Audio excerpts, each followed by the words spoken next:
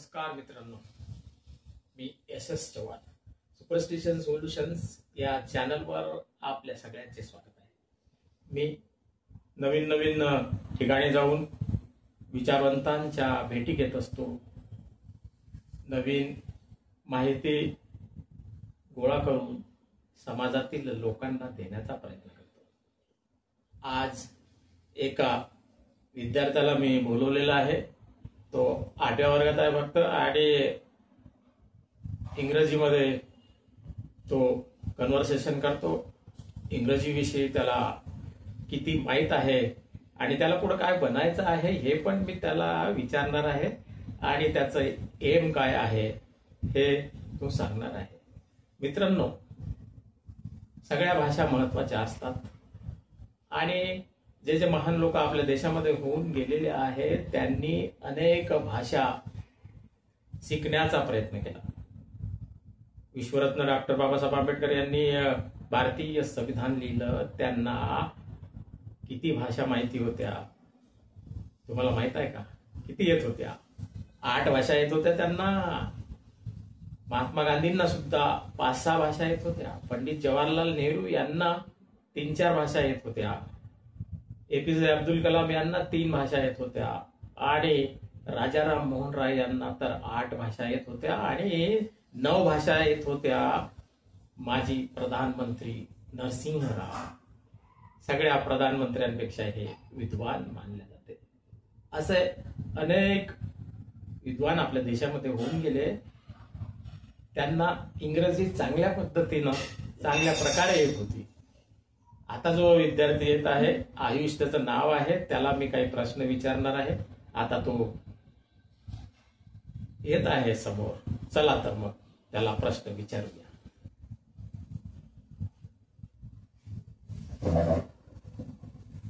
तर आयुष, तू मला हे सांग की कोणत्या इयत्तेमध्ये तू शिकत आहे? मी आता 8th स्टँडर्ड मध्ये नाव आपण स्टडी करतो. अच्छा, म्हणजेच 8व्या वर्गामध्ये शिकत आहेस. बरं, तुझं पूर्ण नाव काय आहे? आयुष उत्तम राठोड माझं पूर्ण नाव आहे. कोणत्या जिल्ह्यामध्ये राहतो? आम्ही यवतमाळ जिल्ह्यात. हो का? बरं, तर तुला मी अनेक भाषेविषयी माहिती सांगणार आहे मध्ये मध्ये. आणि तुम्हाला हे सांग की आज जगामध्ये पुढे जाण्यासाठी, माहिती करून घेण्यासाठी कोणत्या भाषेला जास्त महत्त्व? पण पाहिलं आहे की जर आपलं कोणत्या म्हणजे प्रोफेशनकडे जायचं असलं तर आपल्याला इंग्लिश हे जास्त इम्पॉर्टंट लँग्वेज आहे. कारण की तुम्ही कोणत्याही फील्डमध्ये जाऊन द्या, गव्हर्नमेंटमध्ये जाऊन द्या, डॉक्टरिंगमध्ये जाऊन द्या, तुम्ही इंजिनिअरिंगमध्ये जाऊन द्या, तिथं जे पूर्ण सब्जेक्ट इंग्लिशमध्येच राहते, कोणते मराठीमध्ये राहत नाही. तुम्ही जर गव्हर्नमेंटमध्ये गेले, महाराष्ट्र त्या स्टेटचे असू शकते मला काय पण जे इंटरनॅशनल सब्जेक्ट आहे ते पूर्ण इंग्लिशमध्येच राहते. त्याच्यामुळे जर तुम्हाला इंग्लिश येत असेल तर तुम्ही समजू शकता, आणि त्या कन्सेप्टला तुम्ही अंडरस्टँड करू शकता बरोबर. जर तुम्हाला इंग्लिश येत नसेल तर मग या जनरेशनमध्ये कसं इंग्लिशला इम्पॉर्टन्स रोल दिलेलं आहे. म्हणजे इंग्रजीला जास्त महत्त्व देण्यात आलेलं आहे, म्हणून तुला पण इंग्रजीचं महत्त्व वाटते, नाही का? हो. बरं, तुझा आवडता विषय कोणता आहे? माझं इंग्लिश, सायन्स, मॅथ अँड जे इंग्लिश मध्ये सब्जेक्ट आहे ते पूर्ण. हो का? बरं, इंग्रजीची म्हणजे अर्थात इंग्लिशची आवड तुला कशी काय निर्माण झाली? अभी मी वाचायचो इंग्लिश ग्रामर. कोणती कोचिंग क्लासेस नाही जॉईन केली, कारण की तुमच्या बुक्स मध्ये ऑलरेडी प्रेझेंट राहते काय ग्रामर. तिथे वाचून तुम्हाला ग्रामर म्हणजे जर तुम्हाला टेन्स येत असेल तर तुम्हाला आरामशीर इंग्लिश येते. आणि आवड कसं काय निर्माण झाली, कारण की कसं जर तुम्ही इंग्लिश जर तुम्हाला वाचता आली तर इंग्लिश इझी लँग्वेज आहे. हो का? इंग्लिश लई इझी लँग्वेज आहे. तुम्ही इंग्लिशचा यूज कुठे बी करू शकता. जर तुम्हाला सोसायटी मध्ये तुम्हाला जर यूज करायचं असलं, कन्व्हर्सेशन मध्ये बी कम्युनिकेट करायसाठी बी तुम्हाला इंग्लिश यूज करता येते, सोसायटीमध्ये बी यूज करता येते, तुम्हाला एज्युकेशन मध्ये यूज करता येते. म्हणजे जर म्हटलं तर म्हणजे इंग्लिशचा पूर्ण वर्ल्ड वाईड यूज होते. हा, तर तुझ्या सांगण्याप्रमाणे इंग्लिश सगळीकडेच वापरण्यात येते, आणि असंही म्हटलेलं आहे की इंग्लिश ही ग्लोबल लँग्वेज आहे. हा, कारण की तुम्ही जर कुठेही कोणत्याही कंट्रीमध्ये जाणार तर ते त्यांच्या सिटीजन सोबत तर ते त्यांच्या लोकल लँग्वेजवर बोलणार. पण जेव्हा बी तुम्ही ऍज अ टुरिस्ट तिथं जाणार ना ते इंग्लिश प्रेफर करणार. तुम्ही चायनामध्ये जा, तुम्ही कॅनेडामध्ये जा, तुम्ही USA मध्ये जा, तुम्ही कुठे जा, त्यांनी तुम्हाला त्यांच्या लोकल लँग्वेजनं ट्रीट नाही करणार. ते त्यांच्या नाही का त्यांच्या म्हणजे इंग्लिश ग्लोबल लँग्वेज का म्हटलंय कारण की वर्ल्ड वाईड यूज होते इंग्लिश. कुठेही जा तुम्ही ते टुरिस्टला इंग्लिशमध्ये बोलणार, त्यांचं वर्ल्ड ते कोणतंच नाही बोलणार. ते म्हणजे इंग्रजीमध्येच सांगतात सगळ्यांना. हा, सगळ्यांना इंग्लिशमध्येच त्यांनी बोलतात. तर जगामध्ये जे बहुसंख्य संशोधन झालेले आहे कोणत्या भाषेत झालेले आहे? ते इंग्लिशमध्येच झाले. इंग्लिशमध्येच हा, झालेलं आहे. कारण की पूर्ण रिसर्च इन्व्हेन्शन जे इंग्लिशमध्येच झालेले आहे. आणि काय काय झालेले आहे ते इंडियामध्ये ते आपला नॅशनल लँग्वेज मध्ये हिंदीनं झालेलं आहे. हो का? जर आपण बाहेरचं म्हटलं तर ते इंग्लिशच आहे, त्यांच्या कोणत्या लोकल लँग्वेजनं नाही झालेलं. अच्छा अच्छा. तुम्ही चायनामध्ये जा, चायनामध्ये बी लई इन्व्हेन्शन झालेलं आहे. जसे AI चा इन्व्हेन्शन झाला, पण त्याच्या चायनीज लँग्वेजनं नाही केलं त्यांनी इंग्लिशला प्रेफरन्स दिलं. अच्छा अच्छा, इंग्रजीला दिलं का? आणि जपानमध्ये त्यांनी रोबोट्स बनवले होते. त्यांच्या रोबोट्स मध्ये आता काय राहते की प्रोग्रामिंग सिस्टम राहते. जेव्हा तिथं आपण जर प्रोग्रामिंग केलं त्या लँग्वेजला तर तिथं ते तसं काम करते. आता आपण ChatGPT म्हणू शकता. USA कडून AI आलेलं होते ते पूर्ण नाही का इंग्लिशमध्ये त्याचं प्रोग्रामिंग झालेलं होतं, त्याच्यामुळे ते इंग्लिशमध्ये आन्सर देते. पण इंग्लिश सोडून त्याला लँग्वेज येते म्हणा भक्कम जर आपण म्हटलं, पण त्याचा डिफॉल्ट लँग्वेज इंग्लिश राहते.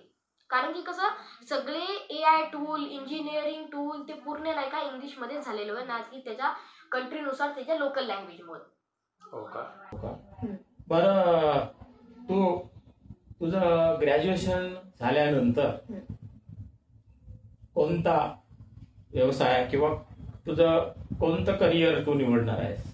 माझं आता डिसाईड झालेलं आहे की जर ग्रॅज्युएशन झालं तुमचं तर तुम्हाला या जनरेशन मध्ये कसं आहे AI ला लई जास्त प्रायोरिटी दिलेली आहे. हो का? AIचा फुल फॉर्म सांग बरं. Artificial intelligence. हो का? बर, त्याला कोणी बनवलं? त्याचं जास्त काही म्हणजे एवढं मला तेवढं माहित नाही मला, पण त्याला कोणतं USA म्हणजे मानवानेच बनवले आहे की नाही? ह्युमन मेड आहे. हो, अनेक जे त्याला ग्रंथ, पुस्तक, साहित्य असतात त्याचा अभ्यास करून ताबडतोब काही सेकंदामध्येच उत्तर देते. त्याच्यात आहे ना काय काय प्रोग्रामिंग केलेलं आहे ते नाही काय कसं काय होऊ शकते. जर तुम्ही कोणत्या AI टूलला टास्क दिलं, जर तुम्हाला काहीतरी काम करून घ्यायचं असलं तर ते AI टूल त्याचा स्वतः युज करत नाही. ते जाते त्याच्या डिफॉल्ट सिस्टम मध्ये त्याचा एक राहते गुगल राहते. ते गुगलवरून ते पूर्ण रिसर्च करून म्हणजे लई सारी वेबसाईट ओपन होते त्याच्यातून, तर त्या वेबसाईट वरून ते पाहून तुम्हाला 1-2 नाही ते आन्सर देऊ शकते. ते हो का?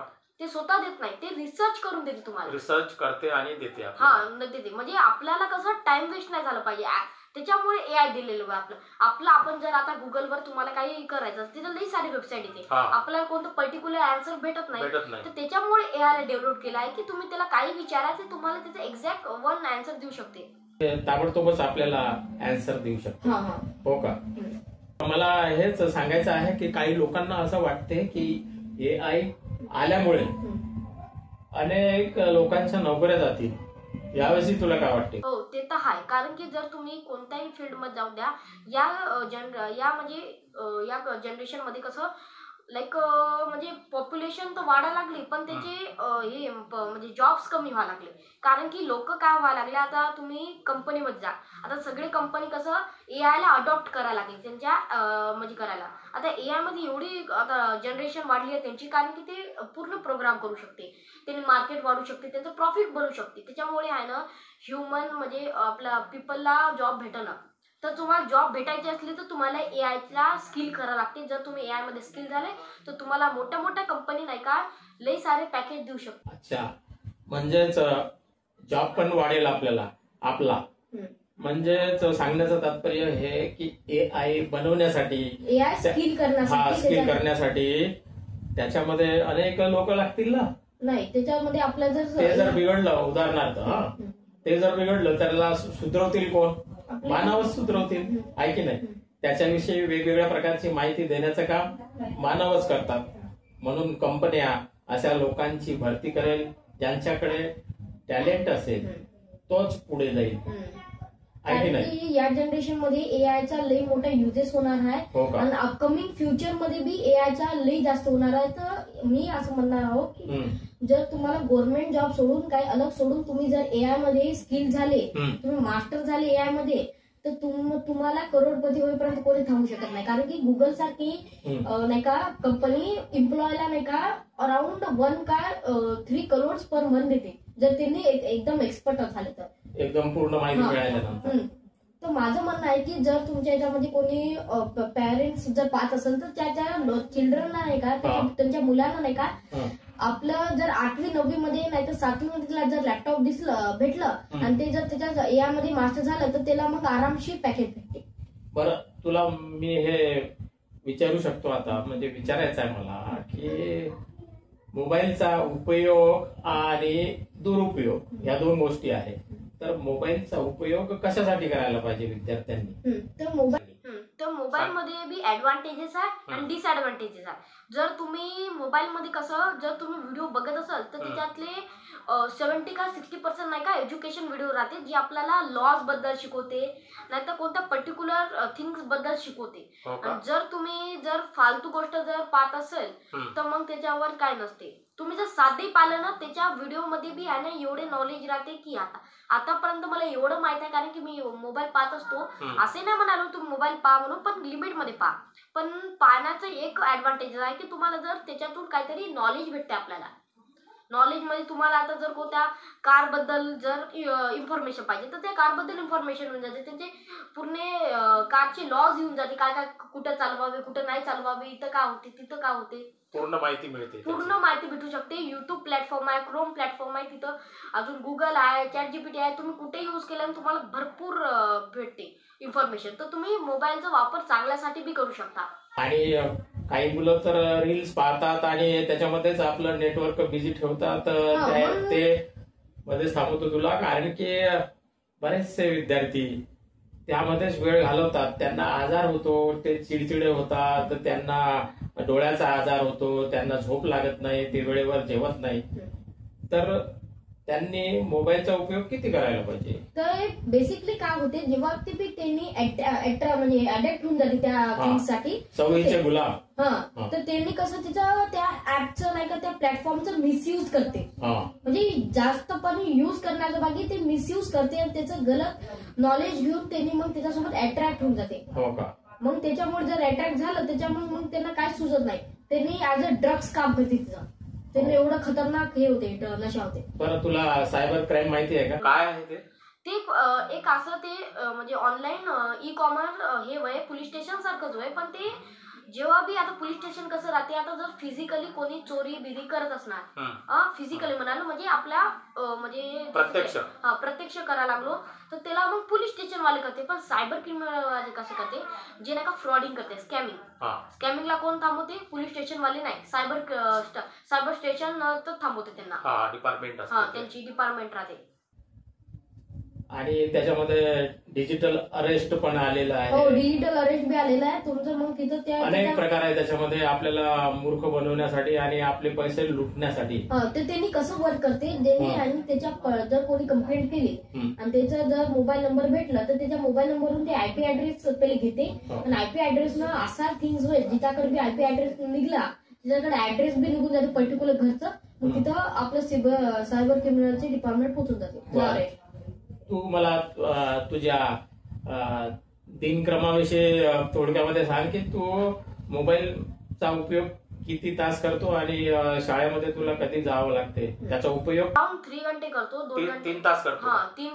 2 घंटे आपले रात्री. कशासाठी करतो? मी कसं त्याच्यातले आहे ना आपल्याला जे इम्पॉर्टंट पॉइंट्स वाटते मला जे पाहायचं, तर अर्धा दीड घंटा मी एज्युकेशन व्हिडिओज पाहतो, ज्याच्यात आपल्याला आहे ना माझे एक सर होते GR ट्युटोरियल्स कडून, ते सर आम्हाला म्हणजे नोट्स काढून देते जे आम्हाला युजफुल राहते. 1.5 घंटा ट्रेलर केला, अर्धा घंटामध्ये आपण माइंड रेस्ट करून घ्यायचं. तुम्हाला काय मला जे पाहायचं ते पाहू शकता तुम्ही. थोडं माइंड रेस्ट करून घेतलं नंतर 1 घंटा नंतर आपल्याला मग सकाळी उठून मी डबल अभ्यास करतो. मग तेच व्हिडिओ डबल पाहून त्याचे रिव्हिजन करतो मी, चॅप्टरचे जे शिकवले त्याचे आन्सर क्वेश्चन रिव्हिज करतो. त्याच्यामुळे 3 घंटा निघून जाते. मला तू हे सांग की विद्यार्थ्यांना कोणता संदेश देशील की आजच्या काळामध्ये टिकण्यासाठी AIच्या या जमान्यामध्ये त्यांनी कोणत्या फील्डकडे जायला पाहिजे? आता तू तर 8वी मध्येच आहे, तू 10वीत जाशील, 12वीत जाशील, त्याच्यानंतर बऱ्याचशा तुझ्या ज्या कल्पना आहेत त्या पूर्ण होईल. पण तू कोणत्या फील्डमध्ये तुला जायचं आहे हे तू ठरवलं आहे? मला तर म्हटलं तर एआय मध्ये जायचं, कारण की अच्छा, कसं मी आतापासून आहे ना एआय ला डेव्हलप करायची स्किल ट्रेनिंग केली, कारण की मला कोडिंग मी नाही ना, जेव्हा माझ्याकडे लॅपटॉप नव्हतं तर मी कोडिंग नाही का मोबाईलवर करायचो, ज्याच्यात मी यूज करायचो पायथन करायचो, जावा करायचो, सीसी करायचो. जे हे आता तुम्ही म्हणसाल काम आहे तर हे कम्प्युटरिंग कोडिंग लँग्वेज आहे. जसे की आपली लँग्वेज कशी आहे, मराठी वय, हिंदी वय, इंग्लिश वय, हे झालं आपल्याला म्हणजे आपण फिजिकल लँग्वेज आलो जे आपण कम्युनिकेट करतो. पण कोडिंग अशी लँग्वेज आहे जी आपण म्हणजे टायपिंग करून करतो. जर म्हणजे आता रोबोट आणि एआय ला बी आहे ना कोडिंग करूनच करते, ज्याला प्रोग्रामिंग म्हणते त्यांना. तुम्ही जर त्याच्या प्रोग्रामिंग बरोबर केलं तर ते आपला स्वतःचं ओन एआय तयार होऊ शकते. एआय मध्ये जाण्यासाठी आणि मोबाईलचा चांगला उपयोग करण्यासाठी जे विद्यार्थी तुझ्या वयाचे आहेत त्यांच्यासाठी संदेश सांग ना, तो काय सांगणार? तर मी म्हणणार आहोत की तुम्हाला जर तुमच्या युट्यूब चॅनल तुम्ही असं मिसयूज करू नका ऍप्लिकेशनचे, जे तुम्हाला भेटू शकते युट्यूब कडून. त्याच्यावर लई सारे युजेस आहे, पायथनचे आहे, जावाचे आहे. तर थोडं त्यांना नॉलेज घेत राहा. असं नाही म्हणालो मी त्याच्याकडेच जास्त द्या. तुम्ही होमवर्क बी करू शकता, तुमचे क्लास बी करू शकता. पण जेव्हा मी संडे राहते ना तेव्हा त्याचं 1 आणि 2 घंटे त्याला पाहायचं. त्याच्यामध्ये आपल्याला कळते की कसं युज होते. जर पुढे जाऊन तुम्हाला जॉब नाही झालं, तुम्हाला हे जर येत असेल तर तुम्हाला आरामशी कंपनीज नाही तर आपल्या स्वतःच एआय तयार करून आपण त्याला अर्निंग करू शकतो त्या प्लॅटफॉर्मवरून. हो का? बरं, तू या एआयचा उपयोग करण्यासाठी बाबांनी काही तुला घेऊन दिला आहे का? हो, माझ्या पप्पाने लॅपटॉप घेऊन दिलता, कारण की आता अच्छा. 1 महिना झाला असणार लास्टली. तर त्याच्यात मी आहे ना, आता मला जर मोबाईल भेटायचं असतं तर मी मोबाईलवर करून घ्यायचो. आता लॅपटॉप आहे तर लॅपटॉपमध्ये तुम्हाला जर माहित असतं लिनिक्स आहे. लिनिक्स एक ऑपरेटिंग सिस्टम राहते जे नाही का विंडोज सारखंच राहते, पण लिनिक्स असं राहते जिथे आपण हे प्रोग्रामिंग करू शकतो. तर त्याच्यामुळे मी आता वेबसाईट बनवू शकतो आणि त्या वेबसाईटला अर्निंग करून मी अप्रॉक्सिमेटली 10,000 अर्निंग होते मंथली. हो का? बरं, तू मला हे सांग की तुझे बाबा तुझी आई यांना मोबाईलचा विशेष उपयोग करता येत नसेल तर तू त्यांना कोणती मदत करून देतो? तर मी म्हणतो की तुम्ही थोडंसं अलग काम करून थोडं मोबाईल मध्ये बी पाहत राहा. कारण की जेव्हा आपण त्या थिंग्सला युज करतो तेव्हा आपल्याला युज येत आहे. जर तुम्ही कोणीही सांगलं याला असं वापरते आपल्याला कळत नाही, आपल्याला स्वतःहून त्याला युज करायला लागते. हो का? बरं, तू इंग्लिशला जास्त महत्व देत आहे आणि जगामध्ये तुला टिकायचं आहे, तर इंग्लिशमध्ये काही संदेश तू आता देऊ शकतो का विद्यार्थ्यांना? So what I'm telling, you have to just learn AI and whatever you can do, just do it, okay? So because it will help you, so it will grow the profit and you will also grow. और हिंदी में भी बता सकता है क्या? हिंदी भाषा येते तुला? पण हिंदी ही हो, आपला मला माहित है आनी चाहिए कि नहीं? क्योंकि हम महाराष्ट्र में रहते हैं तो हमें मराठी भी आनी चाहिए और मराठी हिंदी भी है तो हिंदी नेशनल लैंग्वेज है तो वो भी आती है मेरे को। राजभाषा, और उसमें आनी भी चाहिए, सभी भाषाएं हमें आनी चाहिए। ऐसा नहीं बोल रहा हूँ, क्योंकि अपनी तो लैंग्वेज आनी चाहिए मगर थोड़ा प्रायोरिटी ज्यादा है ना इंग्लिश को देना चाहिए। अच्छा, तो अंग्रेजी हमको बोलते आनी चाहिए, लिखते भी आनी चाहिए। और बहुत से अंग्रेजी में बोलने वाले बच्चों का ये प्रॉब्लम है, उनको चेकोस्लोवाकिया का स्पेलिंग नहीं आता। तुझे आता है क्या? बता तो सबको। क्या है? CZECHOSLOVAKIA। चेकोस्लोवाकिया। अच्छा, शाबाश। तो कोई भी भाषा कठिन नहीं है, अपने मन पर लेना चाहिए। अगर आपको उसमें जब इंटरेस्ट होगा तो आपको इजी पीजी वो लँग्वेज आ सकती है। ओके। आणि तुला मॅथ्स मध्ये पण हे आहे का, रुची आहे तुला, आवड आहे मॅथ्स मध्ये? मला या महिन्यापासून म्हणजे इंटरेस्ट यायला लागलं, कारण की कसं पहिले मी मॅथ्स लई कमजोर होती का तुझी मॅथ्स? तर माझे एक सर होते जे नाही का आता गव्हर्नमेंट जॉब मध्ये 70 रँक वर आलेला आहे ऑल ओव्हर इंडिया. तर त्यांनी आता आम्हाला थोडं शिकवायला लागले, तर त्यांनी आता स्कॉलरशिप घेते, स्कॉलरशिप आम्हाला शिकवते. जेव्हा त्यांनी म्हटलं जर तुम्ही स्कॉलरशिप मध्ये पास झाले तर बढिया, नाही झालं तरी बी चालते, कारण स्कॉलरशिप असा सब्जेक्ट आहे ज्याच्यात तुम्हाला 9th 10th आणि 8th नाही का पूर्ण मॅथ होऊन जाते. जर तुम्हाला हे मॅथ सॉल्व्ह करता आलं तुम्हाला 10th बोर्डला इझी जाणार ते पूर्ण मॅथ. हो का? बरं, 10वीत मुलगा गेला तर आई वडील त्याच्या मागे लागतात की मी डॉक्टर नाही बनलो तू डॉक्टर बन, मी इंजिनियर नाही बनलो तू इंजिनियर बन, मी हे नाही बनलो तू ते बन. परंतु आई वडिलांनी सांगितल्यानंतर त्याला जर म्हटलं की इंजिनियर बन, त्याला मॅथ्स येत नसेल तर मग त्या मुलांनी काय करायला पाहिजे, काय करायला पाहिजे? त्यांनी हे आणि कॉमन प्रॉब्लेम आहे जे इंडियामध्ये, कारण की इंडिया पीपलचे माइंडसेट आहे डिफरंट आहे आणि युएसए कंट्री नाही का तिथं माइंडसेट डिफरंट आहे. जर तुम्ही इथं पाहिलं तर लोक का फक्त गव्हर्नमेंट जॉबकडेच जात राहते, कारण की गव्हर्नमेंट जॉबला पेन्शन आहे. पेन्शनला काय करता तुम्ही जर कोणत्या स्किल मध्ये जर गेलं, गव्हर्नमेंट जॉबला कोणतीच व्हॅल्यू नाही. आता म्हटलं तर मी चुकू शकतो पण गव्हर्नमेंट जॉबला व्हॅल्यू नाही आहे एवढी जिथं इंटरनॅशनल जॉबला आहे. बरं, व्हॅल्यू नाही याचा अर्थ की नोकऱ्या मिळू शकत नाही, जास्त मिळू शकत नाही, भरती होत नाही जास्त, असंच म्हणायचं आहे. माझं म्हणणं आहे की जास्त होत नाही आणि अजून एक तरी तुम्ही त्याच्यात डिपेंड करू नका. जर तुमचा कोणता टॅलेंट असलं तर त्या टॅलेंटला आहे ना तुम्ही वाढू शकता. जर तुम्ही एका म्हणजे त्या याच्यावर करू शकलं ना तर तुम्ही त्याच्यात आता मी पाहिलेलं आहे ना ले लोक ज्यांनी त्याच्या टॅलेंटमध्ये ते लिव्ह ऍड केलेले आहे आणि ज्यांना ते येत नाही तरी त्यांनी फोर्स करून केलं त्यांना आतापर्यंत ते सक्सेस नाही झालेले. म्हणजे आई वडिलांनी विद्यार्थ्यांना फोर्स करू नये असंच म्हणायचं आहे फोर्स ना? करू नये, त्यांच्यानुसार त्यांना आलं पाहिजे ना पहिले. जर त्यांना काही येत नसेल तर मग त्यांनी त्यांच्या ड्रीमला अचीव्ह करू शकत नाही, ते कधी सक्सेसफुल होणार नाही. बरं, तुला जे हे एआयचं जमते, तुला सगळं जमते, तर तुझे आई वडील म्हणतात का की तू याच फील्ड मध्ये जा म्हणून? आता तर मला काही डिसाईड नाही आहे, कारण की कसं पुढे जाऊन आता पाहा लागेल त्यांच्या विषयावरती. पण मी म्हणतो की हे फोर्सफुली नाही झालं पाहिजे. हा, पण तू त्यांना सांगशील ना की मी आई सांगणार. बाबा मला हे जमते, याच्यामध्ये मी करिअर करू शकतो. आता त्यांना काय झालं ते आहे ओल्ड जनरेशनला, त्यांना काय माहित नाही या जनरेशन मध्ये काय आहे काय नाही. तर त्यांना फक्त एकच माहित आहे गव्हर्नमेंट जॉब बस. बरं, इंडियन पीपलला काहीच माहित नाही, फक्त गव्हर्नमेंट जॉब आणि डॉक्टर बस. इंडियन पीपलला म्हणजे सगळ्यांना जर म्हणशील तर नाही नाराज सगळ्यांना म्हणा, काही लोकांना काही लोकांना असं जे नाही काय मी एकदम कॉमन प्रॉब्लेम आहे, जे बी एज्युकेट नाही झाले ना त्यांना त्यांच्यासोबत प्रॉब्लेम आहे. जे म्हणजे ज्यांना त्याच्यातलं महत्व माहित नाही, आतलं माहित नाही, जे बी नाही का आता कोणी जर डॉक्टर बनलं इंजिनियर बनलं त्याला व्हॅल्यू माहित आहे की आज जनरेशनचं काम, आणि जे जर टीचर बनले गव्हर्नमेंट जॉबला माहिती त्यांना काही व्हॅल्यू नाही माहिती या चीजची. बरं, याला असंच म्हणायचं आहे की जे त्या फील्डमध्ये गेले नाही, त्याचा अभ्यास केला नाही, परंपरागत पद्धतीनंच त्यांना असं वाटतं की फक्त गव्हर्नमेंट जॉब करायचं, 8 घंटे नोकरी करायची आणि लिमिटेड राहायचं.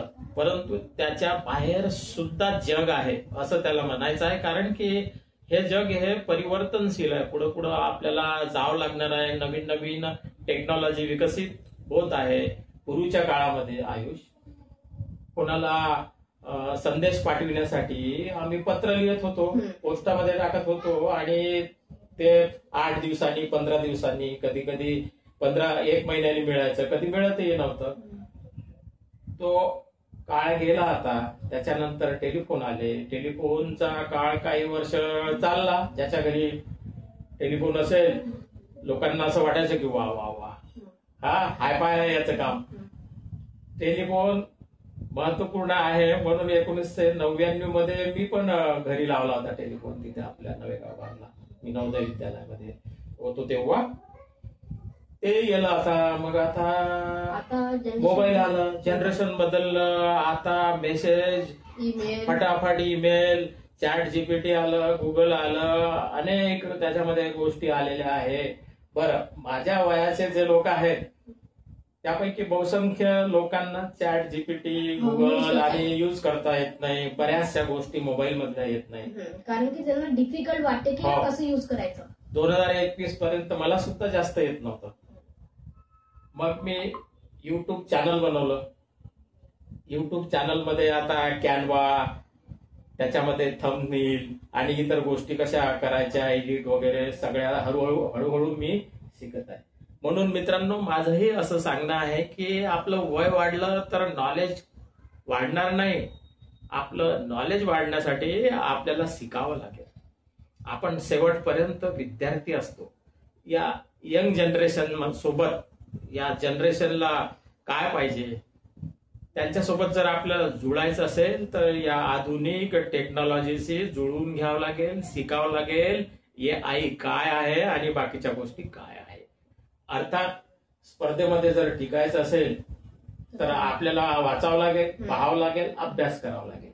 मी मोबाईलचा उपयोग माझ्या कामासाठी करत असतो. मी त्याच्यामध्ये काही ज्या अनावश्यक गोष्टी आहेत त्या पाहत नाही, विशेष काही पाहत नाही.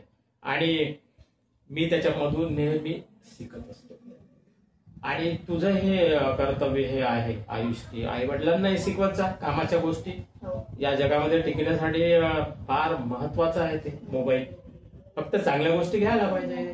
आता युट्यूबमध्ये जे वल्गर डान्स येतात, बिबस काहीही करतात कोणीही युट्यूबमध्ये, खोटी माहितीही सांगतात. हा, फेक न्यूजही सांगतात त्याच्यामध्ये.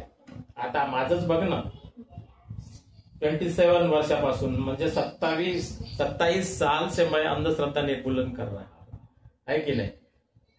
हमने ये देखा है कि इस दुनिया में भूत भानामती जादू टोना तंत्र मंत्र का अस्तित्व नहीं है, कुछ भी नहीं है. बुद्धि दिखाओ और 80 लाख का इनाम पाओ, ये हम आह्वान करते हैं. लेकिन सामने कोई नहीं आता है. लेकिन YouTube पर हम देखते हैं ना, तो बहुत से बुआ बाबा आपू टापू महाराज किसे का पू जो नकली है, ठग है, वो कुछ भी बताते रहते हैं, भरमाते रहते हैं.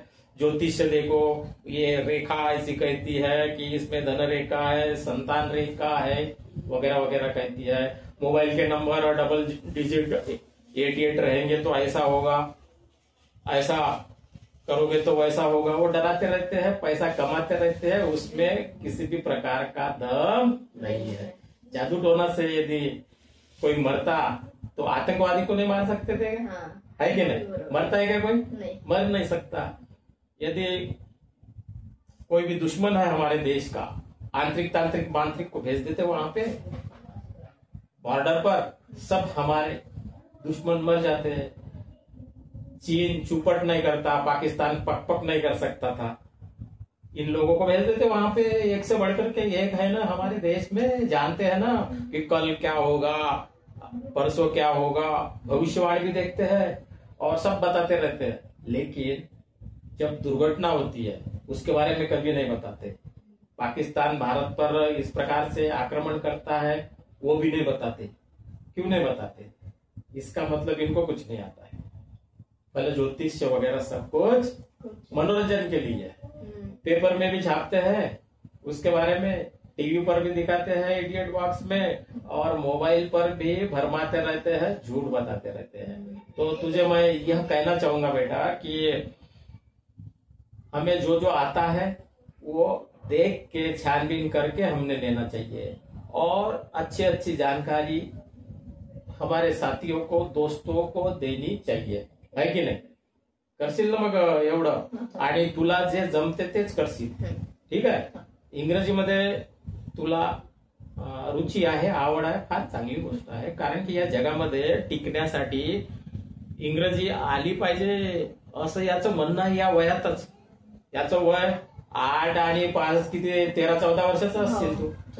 आणि माझ्या वयाचे जे मित्र आहे 14-15 वर्षाचे आम्ही होतो तेव्हा आमच्या पायामध्ये चप्पल होती की काय होतं, आम्ही हाफ पॅन्ट घालायचो, आम्हाला काही समजत नव्हतं.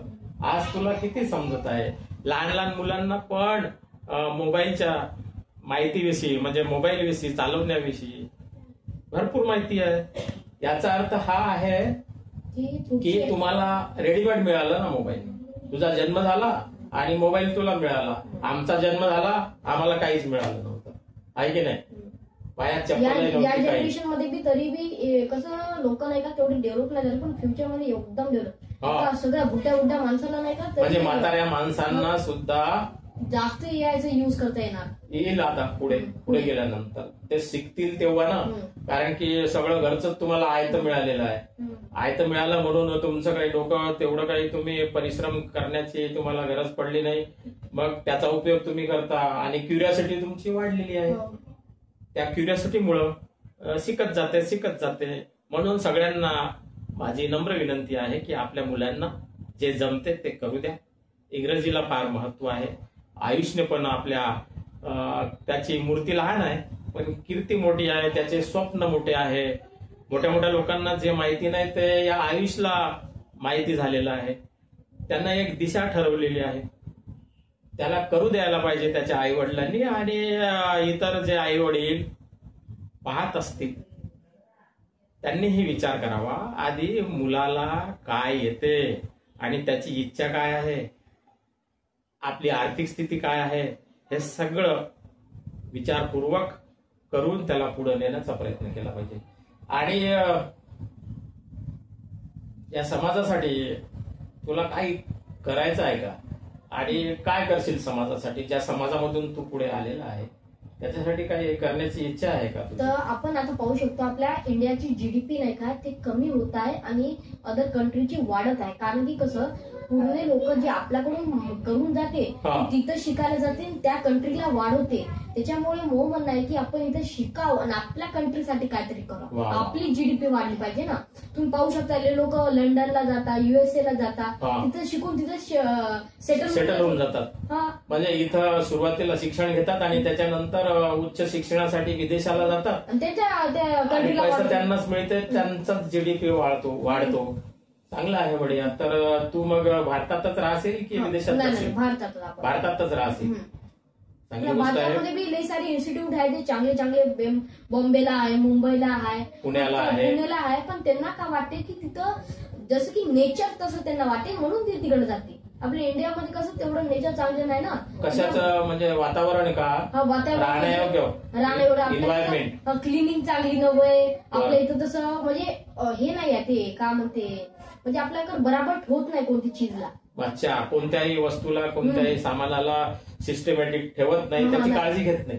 काळजी घेत नाही, त्याला फेकून देते इकडे तिकडं. म्हणजे असं दुर्लक्ष करते, दुर्लक्ष करून इकडे म्हणजे हे ते काय म्हणते सफाई नाही होत. त्याच्यामुळे अजून ते त्याच्यात तिकडे चालत जाते. म्हणजे निगा राखली जात नाही योग्य प्रकारे आणि पैशासाठी तिकडे जातात. आणि जॉब पण लिमिटेड आहे म्हणून त्यांना असं वाटतं की तिकडे गेल्यानंतर एवढा पगार आहे, एवढा पेमेंट आहे, राहायला बढिया वातावरण आहे, थंड वातावरण आहे, सगळं त्यांना दुरून हिरवं दिसते. परंतु तू मला सांग, अमेरिकेचा राष्ट्राध्यक्ष डोनाल्ड ट्रम्प त्यांनी आपल्या काही लोकांना बिड्या घालून पाठवलं, टेरिफ लावलं, 50% टेरिफ लावलं.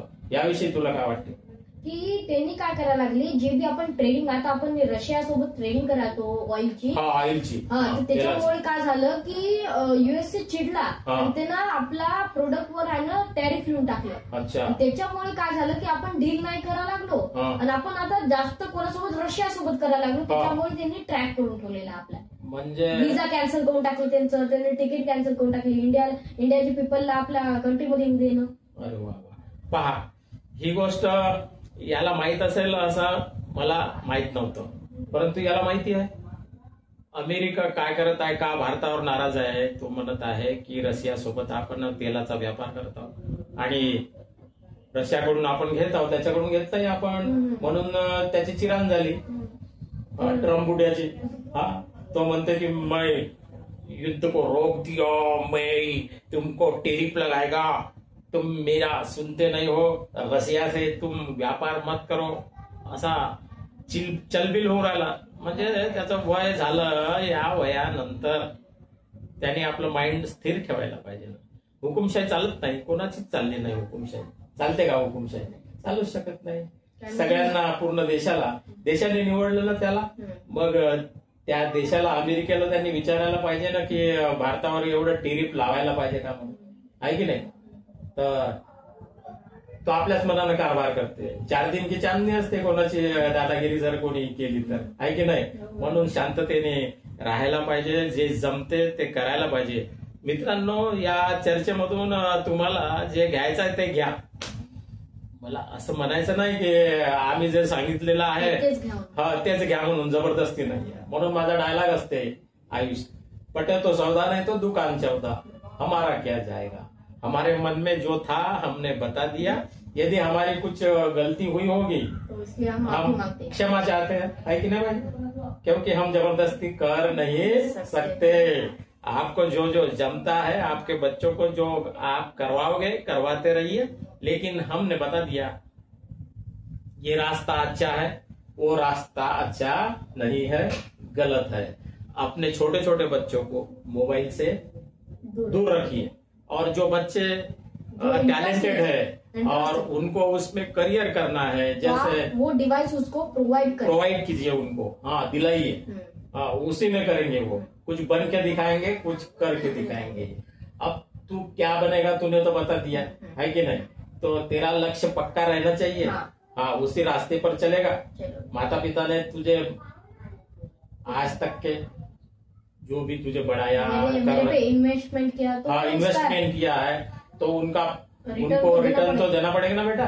हाँ ये देगा, इसने दावा किया है, क्योंकि मेरे पास में अभी इसने ऑनलाइन बताया है कि ये इन्वेस्ट जो इसके ऊपर किया है वो माता पिता को करेगा, वापस देगा।